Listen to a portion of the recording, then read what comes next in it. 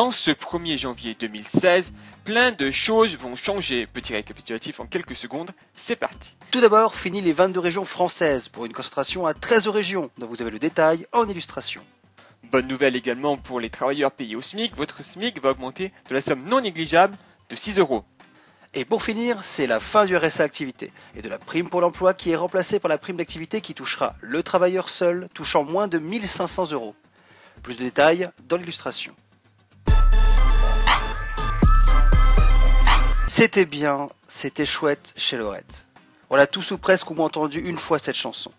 Michel Delpech, auteur-compositeur français, est né le 26 janvier 1946 et est décédé ce samedi 2 janvier des suites d'un cancer de la langue et de la gorge.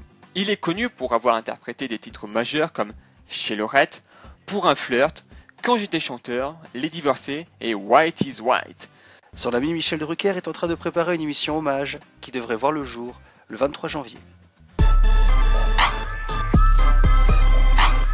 Le prologue du Dakar avait déjà été marqué par un premier accident d'une voiture percutant le public et faisant de nombreux blessés graves. Ce dimanche, la première étape du Dakar a dû être annulée à cause des conditions climatiques dantesques qui se sont abattues en Argentine.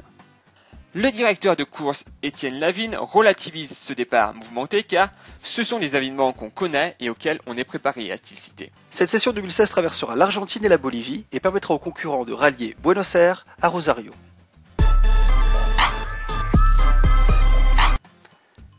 Triste semaine pour les Michel. Après le décès de Michel Delpech, Michel Galabru succombe à son tour à l'âge de 93 ans dans son sommeil.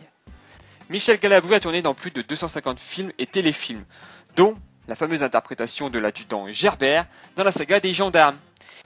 Il a joué également dans le film La Cage aux folles, Les Soudoués, Papy fait de la résistance et d'autres. La carrière de Michel Galabru, c'est aussi le théâtre, notamment dans l'interprétation des pièces de Pagnol, dont il est un grand fan.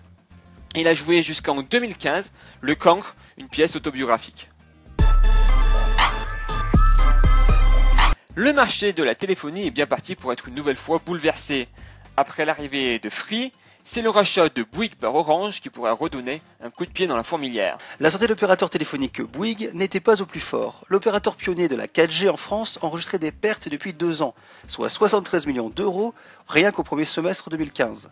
A l'opposé, Orange, opérateur historique, lui dégage des bénéfices de l'ordre de près de 1,2 milliard au premier semestre. Les syndicats craignent déjà des restructurations si la cession devenait officielle. C'est une nouvelle qui a l'effet d'une bombe ce mercredi. En effet, la Corée du Nord a annoncé avoir fait exploser avec succès sa bombe à hydrogène. L'essai de cette bombe miniature a eu lieu à Pyongyari, à 1h30 du matin, heure de Paris. Et elle a été confirmée par l'étude sismographique qui a montré un impact de 4,2 à 5,1 sur l'échelle de Richter. Cet essai a entraîné de nombreuses réactions, notamment à celle de Séoul, la Corée du Sud, qui demande à ce que la Corée du Nord soit de nouveau sanctionnée. La Maison-Blanche a déjà promis une réponse appropriée à toute provocation nord-coréenne.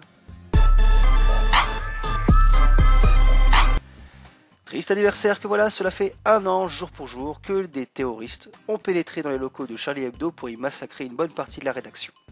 À cette occasion, François Hollande va présenter ses vœux aux forces de sécurité à la préfecture de police de Paris, dont les forces spécialisées contre le terrorisme.